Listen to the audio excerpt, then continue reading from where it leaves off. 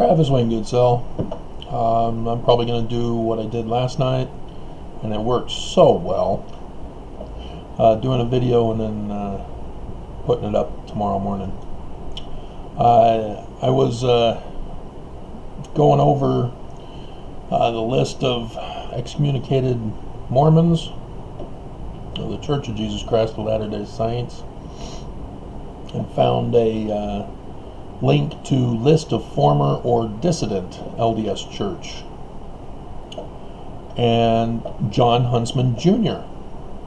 is on the list. Huh. He's the grandson of David B. Haight, which is also interesting.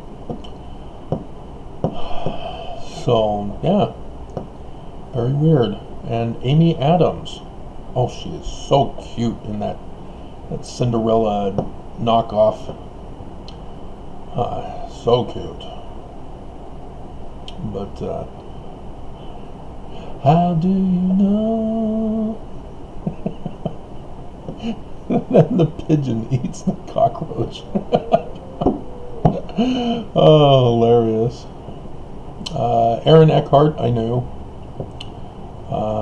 George S. Eccles. Huh. The whole Eccles family, it looks like. First Security Bank. Huh. Ryan Gosling? Huh. From The Notebook. My goodness. James Bo Grits.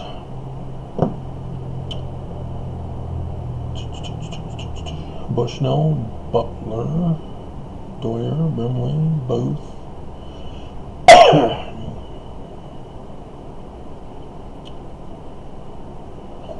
Heather Armstrong, blogger. Why am I not up here then? Katherine Heigl, knew her.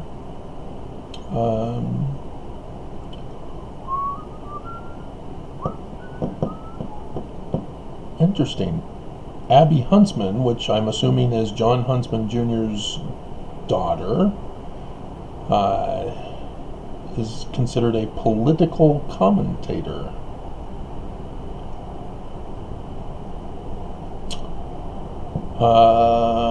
She looks a little too old to be a daughter,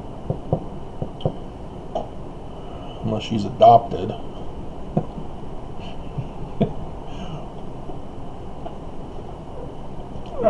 Pro-life. Really? Marvin Richardson changed his name to Pro-life. Alright. Marco Rubio. Huh. Yeah, former or U.S. Senator from Florida. What do you know? What do you know? Deep stater everywhere.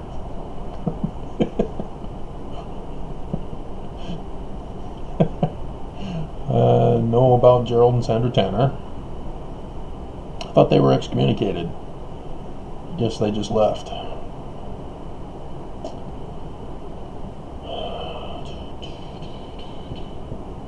The U-Dolls. Had a U-Doll on my mission. He was the one from Idaho. He said that all we needed on our missions was Bisquick potatoes and milk. And if things got really tight, just potatoes. Of course, from Idaho. The kinds they sell in the stores that are like huge, those are the spuds. If they let them grow to full size, you have to get a 18-wheeler to haul it up to the store. It would feed the whole world 50 billion times over. Idaho potatoes are the best. And Christina Aguilera. Paris Hilton should be on this list. Where's Paris Hilton? Or did she just live here in Utah? Because she was protesting in Utah not too long ago. Yeah, I guess she's just somebody who lived here. and did a porn video. Isn't that all she's done in her life? Oh, I guess she's done a couple of movies. I don't know if I've ever even seen them. Alright, so when Mormons think about important people in the church, they typically think of high standing. And I've talked about this before, of how Mormons think that if you're in a higher office, that therefore you're more spiritual, and therefore you're more knowledgeable in the gospel, and blah, blah, blah. I've come to learn that's not true. The reason why is because the leaders of the church have come out and confessed in conference that they're not the brightest and the best. And they have to go to BYU professors and Hebrew scholars to botch the most basic Mormon doctrinal question.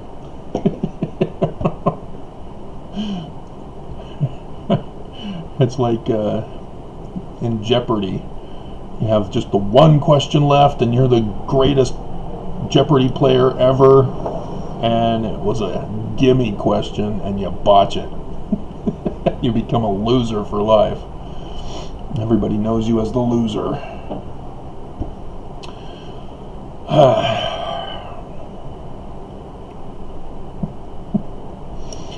But those who have been excommunicated have, in our modern day,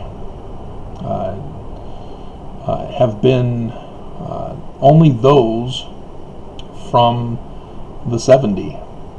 James Hamula and George P. Lee. Indigenous American Indian. And there was Abraham Gilead. Didn't know he was Mormon at one time. He got excommunicated too. I didn't look for can't think of his name now, but yeah, so I wonder if I was misinformed while working on the footnotes for the 2009 edition of the Scriptures. And so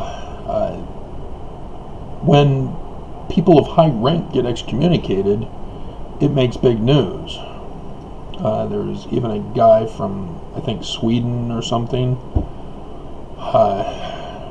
who was also a member of the 70, but not the General 70. It was one of the other 70s, who up and left the church and now is a spokesman against the church. And then you know about Bishop Baker and the Protect LDS Children bishop, who also excommunicated. And then there's popular ones like John DeLynn, Jeremy Russells, or Russin, and the woman from Ordained Women. But nobody stops to think, well, if the church is true, what would be the most devastating blow to the church? And most Mormons would automatically think, well, an apostle or the president himself. Nope, you're made men. It will never happen. They murder you. There have been many rumors going around when an apostle dies, a little too soon for people's expectations. Like Scott, for example. There were rumors before he died that he was disagreeing with the brethren. And then all of a sudden he dies. I was just fulfilling biblical prophecy, Travis. He had to die. Sorry, Scott, we've got to take your life. Got to fulfill biblical prophecy. No, I don't want to die. Pick somebody else. No, it's got to be you. You're the right man for the job. I pulled that stunt on my mission. Bunch of lame little kids. I can probably move this back again.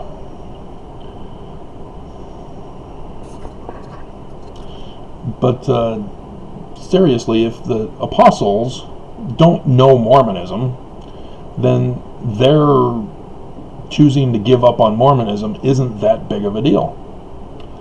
The big deal is somebody who knows Mormonism inside and out, who's a tremendous scholar, who is involved in production of publications in the church. Not books trying to make money as an apostle, but I mean a serious scholar who writes and does stuff for the church. And so, in one sense, yeah, if the BYU professors, the September 6th, for example, their excommunication was very damaging to the church. Because of September 6th, all they did was make discoveries about evidence from church history. And the church wanted that kept secret, and they exposed it, and the church was upset that they didn't lie about it, put a propaganda spin to excuse it for what it was, or call it fake, fraudulent claims or whatever to protect the church rather than expose the cover-up that the church was making. So the church excommunicated him, because that's what you do. People who find evidence are terrorists. But the September 6th did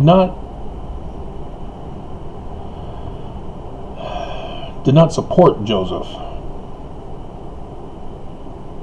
All they uncovered was the Brighamites who were covering up Joseph, and so all they did was expose what the 1923 church was covering up from the Brighamite church. And they didn't go any further back in time to find things out. And so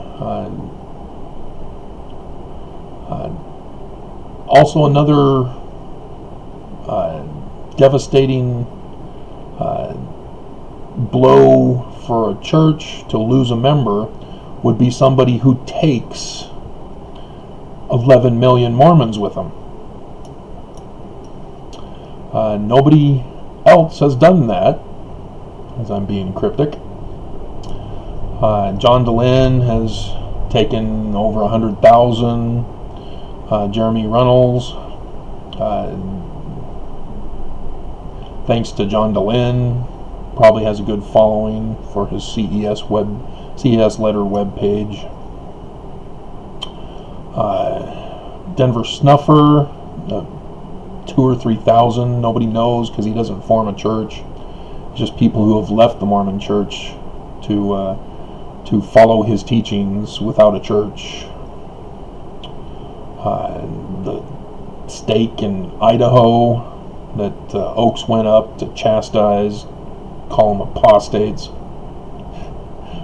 You know, stake has maybe 8,000 at most, and isn't it 8,000? Because it's about 300 per ward if it's completely full. But whatever.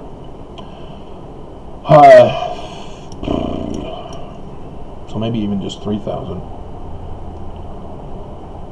But yeah, somebody who has been a major influence in the church and has taken 11 million. You'd think that guy would be the one that would be the biggest news scandal for the Mormon church. And yet, I've been kept a secret.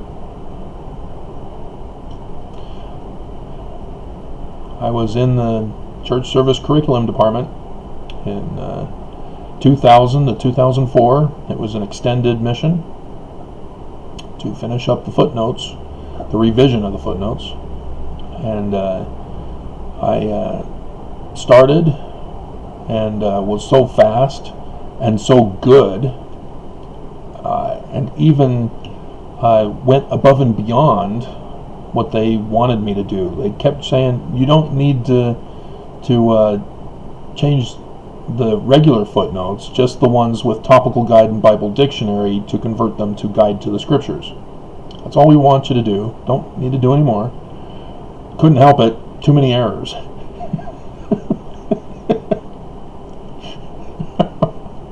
And so, yes, not only was I fast, but was correcting errors and conforming to their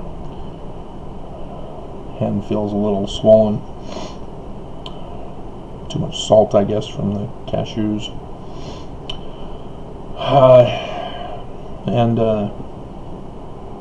So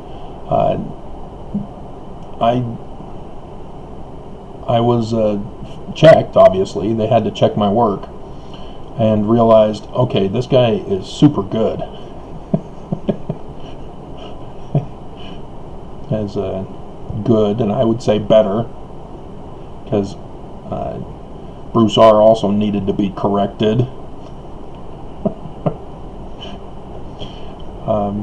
Yeah, I was immediately placed on the top committee that they decided to form as they realized how fast I was and how good I was at footnoting, and because I had a special pass from President Hinckley himself, which made me untouchable when the fiery darts of Farms and David Gaunt flew at me through the supervisor. And yeah, so I know a lot of the changes, and as there's a whole ton of Mormons who have been converted and have since abandoned the church for lack of providing them with material needs, as the church only wants to give out spiritual needs, as Nelson's video yesterday proved yet again.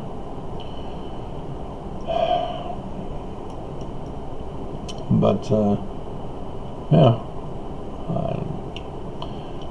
I could do a whole video going over the footnotes for you and do hour-long sessions until we get through all of the scriptures of the changes and what didn't get changed. And I've been throwing in stuff here and there,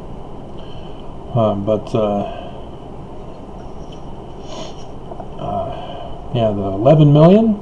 That's because I am the decipherer of Paleo-Hebrew. Because Joseph Smith was involved in translation, and that's our whole scriptural premise, is the need to translate ancient scripture and correct translations of the Bible. That became a focus because I was born and raised Mormon, and had the opportunity and did indeed become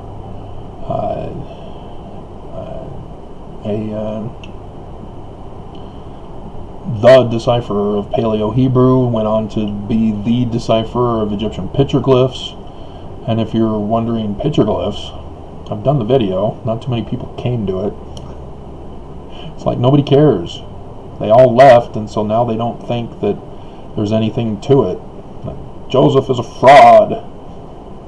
No, he's not. That's the whole point. That's why the church came out and confessed he's not, because it makes them look bad if Joseph is a translator. And Mormons don't seem to understand that, because they all say, well, that doesn't make any sense. Why would the church attack you for finding out that Joseph Smith is a translator? Because it means they're a fraud.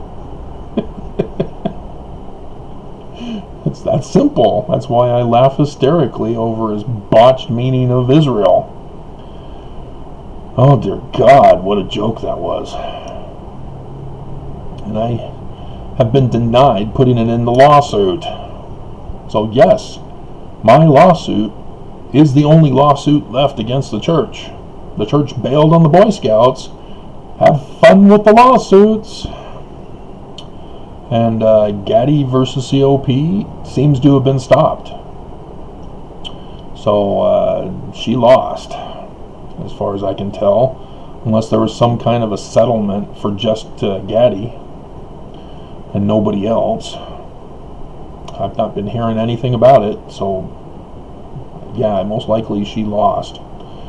But this one, it's still going. It's part 2, but it's going. And this morning I found out that Judge Campbell broke her silence as she surprised me. She actually wanted to use one of the filings that were prevented from being filed as reference material. And I read it to you today, and nobody cared to watch. But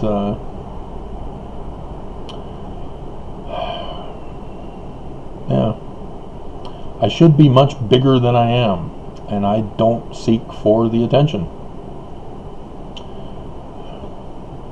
But yeah, nobody seems to know why it is or who it was that was responsible. And now you know, because when I came to the church, hey, Joseph Smith is a translator. I deciphered Paleo-Hebrew. Isn't it great? Church is true.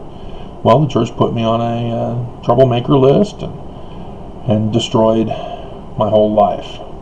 Family, finances, property, all of it. And in response to my having shown that Joseph Smith is a translator, church found it necessary to put out gospel topics essays and translation and historicity of the book of Abraham says that Joseph Smith is not a translator, just a revelator. And that's supposed to be the official doctrine of the church, the official position, the official statement regarding Joseph Smith as a translator. So here I am saying, hey, Joseph is a translator. Isn't it awesome? Nope. They want to come down and say he's not a translator. And part of that position then resulted in 11 million of most likely you guys leaving the church. As you recognize that the Jeremy Reynolds with his CES letter covers a lot of the translation questions. And John Dehlin just had his interview with John Gee's teacher, Dr. Rittner, and yet I tried to do videos to explain, no, Rittner's wrong. He doesn't know how to translate Egyptian petroglyphs. That's what Joseph was doing. The facsimiles, not the text. But yeah, because I am not popular, because I am not in a position of authority, whether for scholarly or for the church, nobody cares. Nobody wants to listen. And YouTube's helping with their analytical programs. And yeah, I can't figure out the hashtag, and nobody's commenting back to let me know. But yeah, so going on to Sunday, and nobody's giving thanks for the one person that helped them leave the church.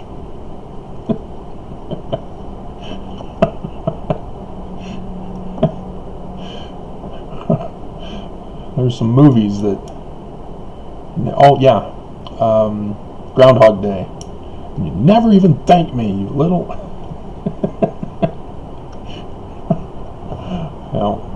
Groundhog Day. Yep, it's going viral next year. They're not going to do an actual live event. So yeah, you can just use a Groundhog Day from Groundhog Day. Just show that video.